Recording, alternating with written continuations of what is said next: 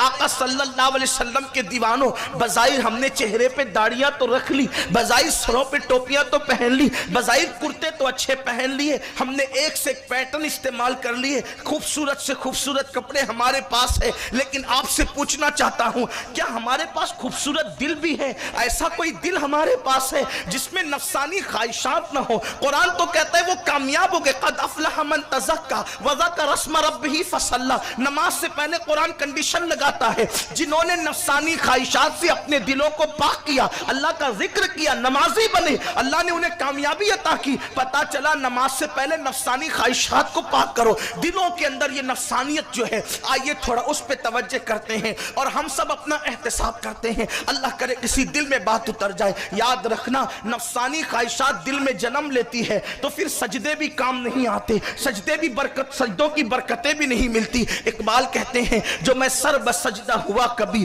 तो जमीन से आने लगी सदा, जो मैं सर बसजदा हुआ कभी तो जमीन से आने लगी सदा। तेरा दिल तो है सनम आशना, तुझे क्या मिलेगा नमाज में? ये जो दिल के अंदर गुनाहों के बुत बिठा रखे हैं। हाँ हाँ, अल्लाह अकबर, सर पे टोपी रख करके सजदा किया, जैसी मस्जिद से निकला टोपी उतार ही रहा था, सामने से कोई हुस्न गुजरा, उस हुस्न को तकने लगा। तेरे सजदे ने तुझे दिया क्या है? मेरे प्यारे आका अलैहिस्सलाम के प्यारे दीवानों, अल्लाह अकबर, याद रखना, किसी बहुत बड़े बुजुर्ग ने कहा है,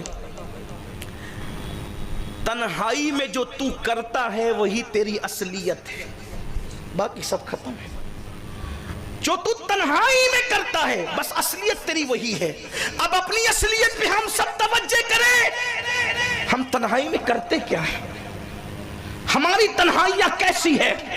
गजलों में डूबी हुई, गानों में डूबी हुई, फिल्मों में डूबी हुई, औरतों के हुस्न में डूबी हुई, गली गलोच में डूबी हुई, ज़िना के मनाजिर में डूबी हुई। आप देखें, हर बार करोना, बार बार करोना।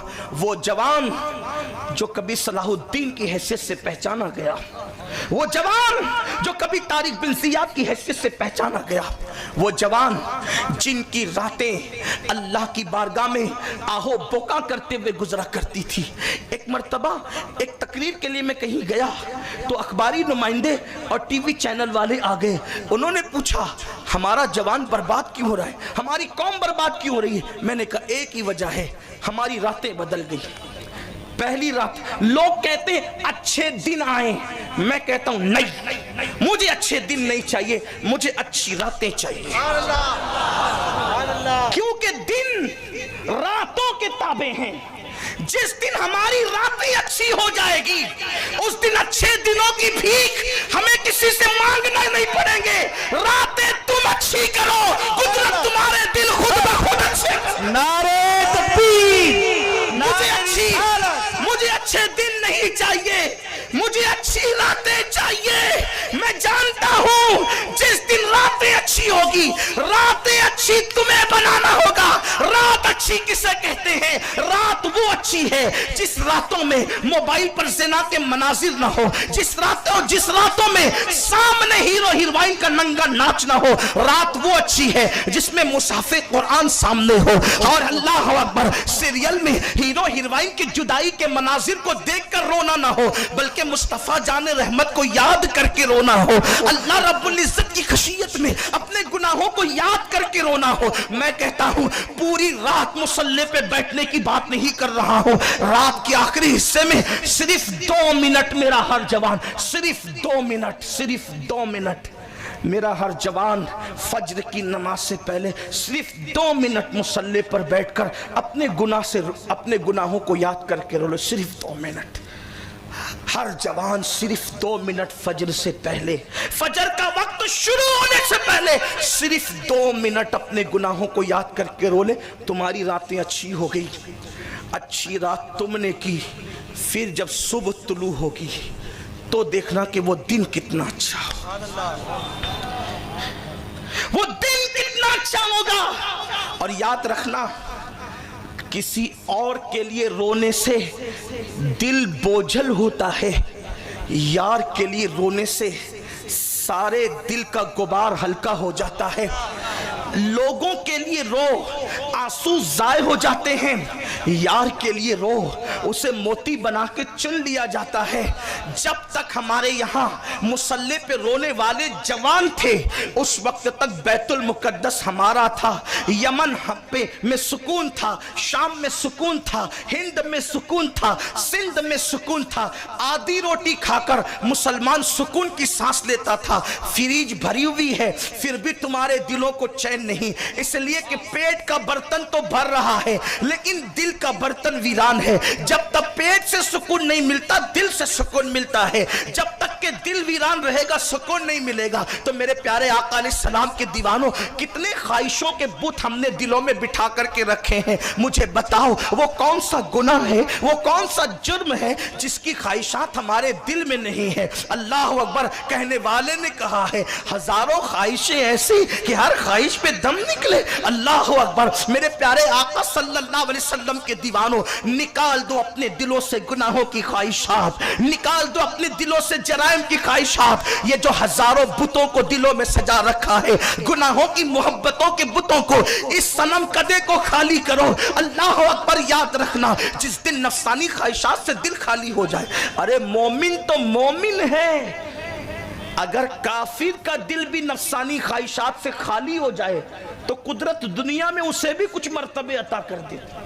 मैं काफिर की बात कर, काफिर भी अगर ख्वाहिशात अपने दिल से निकाल दे तो दुनिया ही में सही उसको मरातिब मिल जाते हैं।